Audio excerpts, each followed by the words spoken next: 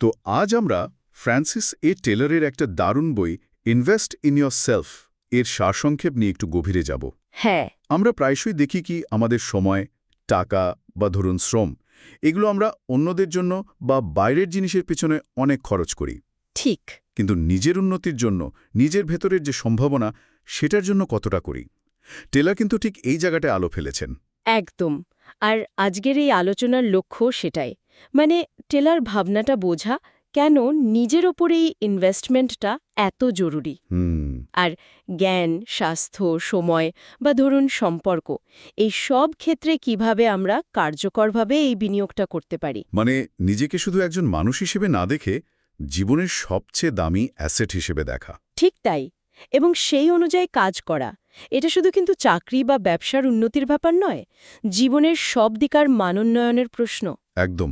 টেলা যেমনটা মনে করিয়ে দিচ্ছেন, ভেতরের শক্তিটাকে জাগাতে হলে প্রথম কাজটাই হলো নিজের জন্য একটু সময় বার করা, সচেতনভাবে। আর শেখার মানসিকতাটা রাখা। হ্যাঁ, আর একটা ডিসিপ্লিন, একটা শৃঙ্খলা আনা জীবনে। শুনতে যতটা সহজ লাগছে, করাটা কিন্তু ততটা সহজ নয়। না, একেবারেই না। তো চলুন টেলা কিভাবে এই রাস্তাটা দেখিয়েছেন সেটা একটু বিস্তারিতভাবে বোঝার চেষ্টা করি আজ। আচ্ছা, প্রথম প্রশ্নটাই আসে, কেন এই নিজের উপর বিনিয়োগ? মানে চারপাশের সবার জন্য তো আমরা করিই কম বেশি। দেখুন, টেলা বলছেন পৃথিবীতে যদি সবচেয়ে নির্ভরযোগ্য কোনো ইনভেস্টমেন্ট থাকে, সেটা হলো নিজের ওপর করা। ইন্টারেস্টিং। কেন? কারণ বাইরের পরিস্থিতি তো বদলাতেই পারে, তাই না? টাকা পয়সা চলেও যেতে পারে। ঠিক। কিন্তু ধরুন, আপনার অর্জিত জ্ঞান, আপনার স্কিল বা আপনার স্বাস্থ্য, এগুলো তো সহজে কেউ আপনার থেকে কেড়ে নিতে পারবে না। এটা ঠিক। এটা অনেকটা তাহলে মানে লং টার্মে ফল পাওয়ার জন্য বীজ বোনার মতো। একদম। এই লং টার্ম বা দীর্ঘমেয়াদী শব্দটা এখানে খুব গুরুত্বপূর্ণ। টেলা এটাই বোঝাতে চাইছেন, এটা কোনো রাতারাতি বড়লোক হবার স্কিম নয়। আচ্ছা। বরং এটা একটা কন্টিনিউয়াস প্রসেস, একটা ধারাবাহিক প্রক্রিয়া, আর এর প্রভাব জীবনের সব দিকেই পড়ে। যেমন একটা উদাহরণ দিলে কেমন হয়? ধরুন, কেউ হয়তো অফিসের কাজের বাইরে একটা নতুন ভাষা শিখছে। আপাত দৃষ্টিতে মনে হতে পারে এর সঙ্গে সঙ্গে আর্থিক লাভ কি। হ্যাঁ, মনে হতেই পারে। কিন্তু টেলা বলবেন এই শেখাটা তার চিন্তার জগৎকে বড় করছে, নতুন মানুষের সঙ্গে কথা বলার সুযোগ তৈরি করছে। কে বলতে পারে ভবিষ্যতে হয়তো এটাই কোনো দারুণ সুযোগের দরজা খুলে দিল। কিংবা ধরুন, স্বাস্থ্যের যত্ন নেয়া, এটা তো শুধু রোগ থেকে বাঁচা নয়। না না, এটা আসলে নিজের এনার্জি লেভেল, মনোযোগ মানে কনসেন্ট্রেশন আর কাজ করার ক্ষমতা, এই সব কিছু বাড়ানোর একটা বিনিয়োগ। ঠিক। এবার জ্ঞানের বিনিয়োগের কথায় আসি। টেলার এই ভাবনাটা আমার বেশ ইন্টারেস্টিং লেগেছে। উনি বলছেন জ্ঞান এমন এক সম্পদ যা ব্যবহারে কমে না, উল্টে বাড়ে। হ্যাঁ বাড়ে। এটা তো দারুণ একটা কনসেপ্ট। উনি জোর দিচ্ছেন রোজ কিছু পড়ার অভ্যাসের ওপর, নতুন স্কিল শেখার চেষ্টার ওপর। ঠিক। এমনকি ব্যর্থতা থেকেও শেখার কথা বলছেন। এই ব্যর্থতা থেকে শেখাটা, এটা কিভাবে জ্ঞানের বিনিয়োগ হতে পারে একটু যদি বুঝিয়ে বলেন। অবশ্যই। দেখুন, টেলা মনে করেন ফেলিওর বা ব্যর্থতা, এটা আসলে তথ্যের একটা উৎস, ইনফরমেশন সোর্স। আচ্ছা। যখন কোনো কাজে আমরা ব্যর্থ হই, তখন আমরা বুঝতে পারি যে কোনটা কাজ করছে না বা কোথায় ঘাটতি ছিল। হুম এই যে বোঝাটা, এটাই একটা দামি জ্ঞান। হুম যদি আমরা ব্যর্থতাকে শুধু একটা হতাশার কারণ হিসেবে না দেখে একটু বিশ্লেষণ করি, অ্যানালাইজ করার সুযোগ হিসেবে দেখি, তাহলে সেখান থেকেও কিন্তু অনেক কিছু শেখা যায়। ঠিক। টেলার মতে এই শিক্ষায় ভবিষ্যতের সঠিক পদক্ষেপ নিতে সাহায্য করে। তিনি তো কোটই করেছেন, knowledge is the foundation of self investment. জ্ঞানের ভিত্তি। হ্যাঁ, আর এই ভিত্তিটা শুধু বই পড়ে বা কোর্স করে তৈরি হয় না, জীবনের ভুলগুলো থেকেও, অভিজ্ঞতা থেকেও তৈরি হয়। এই ভিত্তি যত মজবুত হবে, আত্মবিশ্বাসের ভিত ততটাই পোক্ত হবে। জ্ঞানের পাশাপাশি টেলা কিন্তু মানসিক শক্তির কথাও খুব গুরুত্ব দিয়ে বলেছেন। মানে শুধু জানলে তো হবে না, একদম না। সেই জ্ঞানটাকে ব্যবহার করার জন্য বা ধরুন কঠিন পরিস্থিতিতেও ঠিক থাকার জন্য মনের জোরটাও তো দরকার। খুবই দরকার।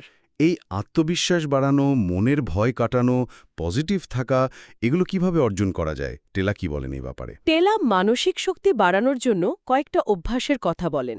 যেমন ধরুন, নিজের ছোট ছোট অর্জনগুলোকেও মনে করা, সেগুলোকে গুরুত্ব দেওয়া, এটা কনফিডেন্স বাড়াতে সাহায্য করে। আচ্ছা। ভয়কে এড়িয়ে না গিয়ে বরং সেটার মুখোমুখি হওয়ার কথা বলেন, মানে ছোট ছোট স্টেপে ভয়টাকে জয় করার চেষ্টা করা। হুম। আর পজিটিভ থাকার জন্য তিনি বলেন সচেতনভাবে চেষ্টা করতে, মানে নেগেটিভ চিন্তা এলে সেটাকে চ্যালেঞ্জ করা। আচ্ছা, অন্যভাবেও তো ভাবা যায়, এরকম। মানে দৃষ্টিকোণ বদলানো। ঠিক।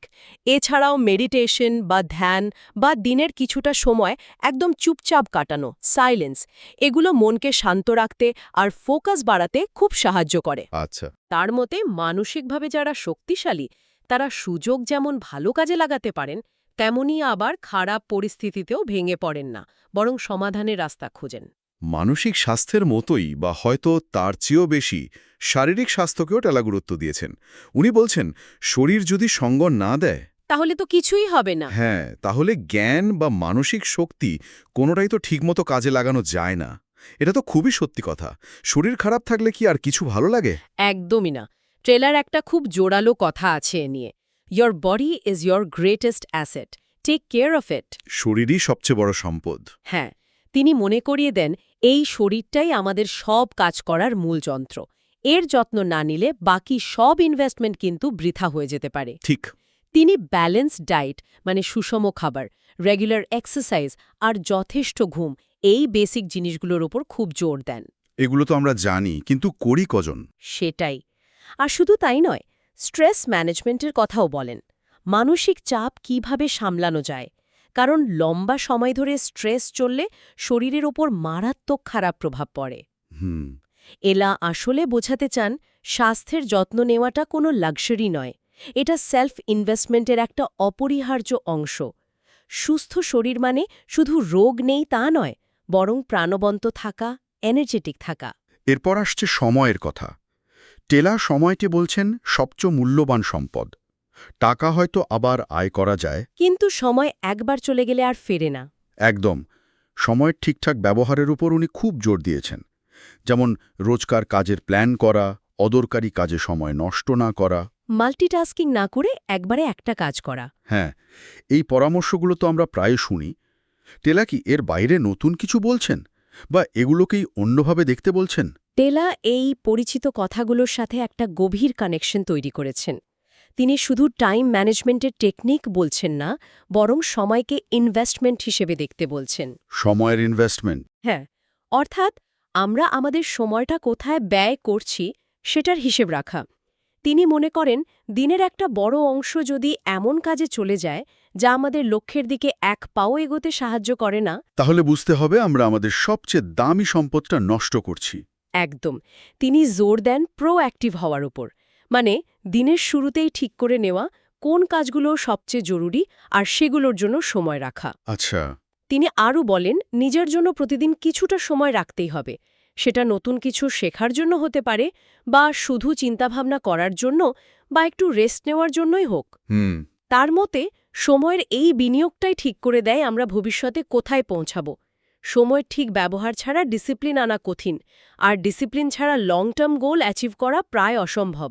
একটা মজার ব্যাপার হলো, আমরা টাকা পয়সা বিনিয়োগ নিয়ে যতটা সিরিয়াসলি ভাবি, মানে শেয়ার বাজার বা ধরুন প্রপার্টি, হ্যাঁ, ওগুলো নিয়ে অনেক আলোচনা হয়। ঠিক, কিন্তু এই আত্মবিনিয়োগ নিয়ে ততটা নয়। টেলা কি এই দুই ধরনের ইনভেস্টমেন্টকে আলাদা করে দেখছেন, নাকি এদের মধ্যে কোনো যোগসূত্র আছে? টেলা এ দুটোর মধ্যে একটা খুব শক্তিশালী যোগসূত্র দেখান।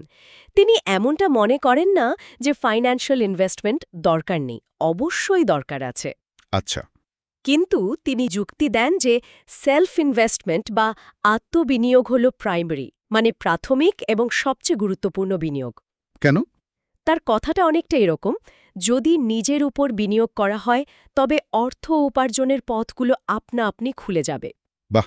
এর মানে হল আপনার জ্ঞান, আপনার দক্ষতা, আপনার সুস্বাস্থ্য, মানসিক দৃঢ়তা, সময়ের কার্যকর ব্যবহার, এ সব কিছুই আপনাকে একজন আরও যোগ্য, আরও প্রোডাক্টিভ মানুষ করে তোলে। ঠিক। আর একজন যোগ্য ও প্রোডাক্টিভ মানুষের পক্ষে টাকা উপার্জন করা বা আর্থিক সাফল্য পাওয়াটা তুলনামূলকভাবে সহজ হয়। লজিক্যাল। তাই টেলার মতে শুধু টাকার পেছনে না ছুটে নিজেকে এমনভাবে তৈরি করা উচিত যাতে টাকা আপনার কাছে আসে। মানে আত্মবিনিয়োগ আসলে পরোক্ষভাবে আর্থিক বিনিয়োগেরই পথ তৈরি করে দেয়। আচ্ছা, নিজের জ্ঞান, স্বাস্থ্য, সময় এগুলোর পাশাপাশি টেলা কিন্তু সম্পর্কের উপরেও বিনিয়োগের কথা বলেছেন। এটা একটু অন্যরকম লাগছে। হ্যাঁ, আমরা তো সম্পর্ককে সাধারণত একটা ইমোশনাল বা সোশ্যাল ব্যাপার হিসেবে দেখি, ইনভেস্টমেন্ট হিসেবে তো ভাবি না। হ্যাঁ, এটা কিভাবে কাজ করে? টেলা সম্পর্ককে দেখেন আমাদের চারপাশের ইকোসিস্টেম বা পরিবেশ হিসেবে। পরিবেশ। হ্যাঁ, তিনি যুক্তি দেন আমরা কাদের সাথে মিশছি, কাদের সঙ্গে সময় কাটাচ্ছি, সেটা আমাদের চিন্তাভাবনা, আমাদের মেন্টালিটি, এমনকি আমাদের লক্ষ্য পূরণের পথেও বিরাট প্রভাব ফেলে। এটা ঠিক, সঙ্গদোষের লোহাও ভাসে। অনেকটা সেরকমই। তাই তিনি পরামর্শ দেন এমন মানুষদের কাছে থাকতে যারা পজিটিভ, যারা ইন্সপায়ার করে, যাদের কাছ থেকে কিছু শেখা যায়। আর অন্যদিকে যারা সমানে নেগেটিভ কথা বলে, হতাশ করে বা শুধু আমাদের সময় নষ্ট করে, তাদের থেকে সচেতনভাবে একটু দূরত্ব রাখাটাও কিন্তু এক ধরনের বিনিয়োগ। নিজের ভালোর জন্য। ঠিক, নিজের মানসিক শান্তি আর এনার্জি বাঁচানোর জন্য। টেলা মনে করেন সঠিক মানুষের সঙ্গ পাওয়াটা অনেকটা ভালো সারের মতো, যা আমাদের ভেতরের পোটেনশিয়ালকে বাড়তে সাহায্য করে। বাহ, খুব সুন্দর তুলনা। তাই ভেবেচিন্তে সম্পর্ক তৈরি করা এবং সেই ভালো সম্পর্কগুলোর যত্ন নেওয়াও সেলফ ডেভেলপমেন্টের একটা জরুরি অংশ। তাহলে টেলা আত্ম-উন্নয়নের জন্য একটা বেশ সামগ্রিক ছবি তুলে ধরেছেন, যেখানে জ্ঞান, স্বাস্থ্য, সময়, মানসিকতা, সম্পর্ক সবকিছুই জড়িয়ে আছে। একদম, একটা হোলিস্টিক অ্যাপ্রোচ। আচ্ছা, উনি কি এই উন্নতির জন্য কোনো নির্দিষ্ট ধাপ বা প্রসেসের কথা বলেছেন? মানে কেউ যদি শুরু করতে চায়, কোথা থেকে শুরু করবে বা কিভাবে এগোবে? হ্যাঁ, টেলা একটা কাঠামোর মতো দিয়েছেন।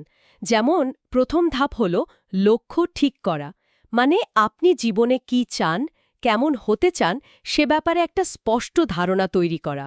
আচ্ছা, ক্লিয়ার গোল সেটিং। হ্যাঁ, দ্বিতীয়ত সেই লক্ষ্য পূরণের জন্য কি কি জ্ঞান বা স্কিল দরকার সেগুলো খুঁজে বের করা এবং সেগুলো শেখার জন্য প্ল্যান করা। শেখার পরিকল্পনা। তৃতীয়ত স্বাস্থ্য আর সময়ের যত্ন নেওয়া, কারণ এগুলো ছাড়া তো কোনো লক্ষ্যই পূরণ করা সম্ভব না। ঠিক। চতুর্থত পজিটিভ আর সাপোর্টিভ সম্পর্ক তৈরি করা এবং নেগেটিভ ইনফ্লুয়েন্স এড়িয়ে চলা। যেটা একটু আগেই বলছিলেন। আর পঞ্চম, এবং এটা খুব জরুরি, ফেলিয়ার বা ব্যর্থতাকে গ্রহণ করার মানসিকতা তৈরি করা, ভয় না পাওয়া। ব্যর্থতাকে মেনে নেওয়া। হ্যাঁ, আর টেলা মনে করিয়ে দেন এই পুরো প্রসেসটাতেই কিন্তু ধৈর্য আর অধ্যবসায় লাগবে। এটা কোনো স্প্রিন্ট রেস নয়, এটা ম্যারাথন।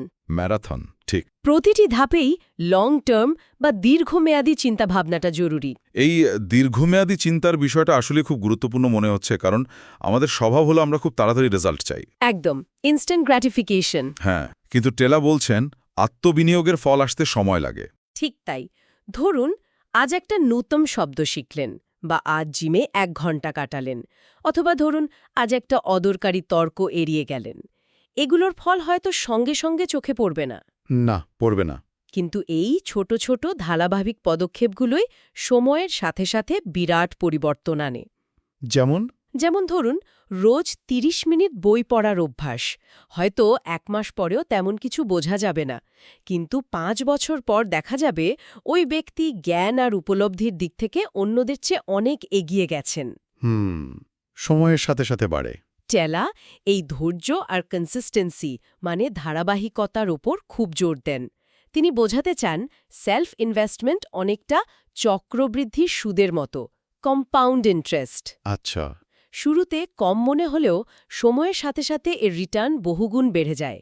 তাই ফলাফলের জন্য অধৈর্য না হয়ে প্রসেসটা এনজয় করা আর চালিয়ে যাওয়াটাই আসল কথা।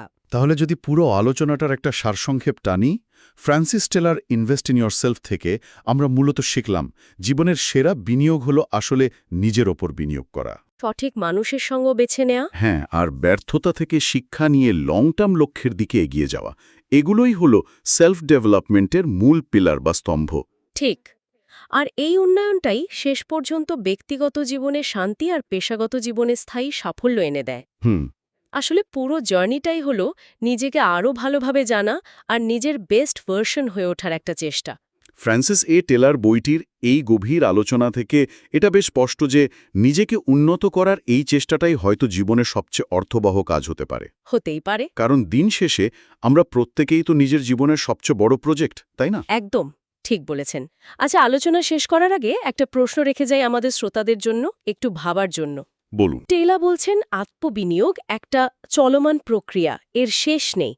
যদি তাই হয়, তাহলে আজ এই মুহূর্তে নিজের কোনো একটা দিকে, হয়তো খুব ছোট একটা ক্ষেত্রে উন্নতির জন্য একটা স্টেপ কি নেওয়া যেতে পারে? ছোট্ট একটা পদক্ষেপ। হ্যাঁ, এমন কোনো দিক যা হয়তো আমরা সচরাচর একটু এড়িয়েই চলি বা মনে করি এটা অতটা জরুরি নয়। হতে পারে সেটা নতুন কিছু শেখার চেষ্টা, বা স্বাস্থ্যের জন্য খুব ছোট্ট একটা পরিবর্তন আনা, কিংবা ধরুন কোনো একটা অদরকারি অভ্যাস বাদ দেওয়া। আচ্ছা। সেই ছোট্ট পদক্ষেপটা কি হতে পারে যা ভবিষ্যতের আমিকে আজকের আমির চেয়ে অন্তত একটু হলেও ভালো জায়গায় নিয়ে যাবে? এটা নিয়ে একটু ভাবা যেতে পারে।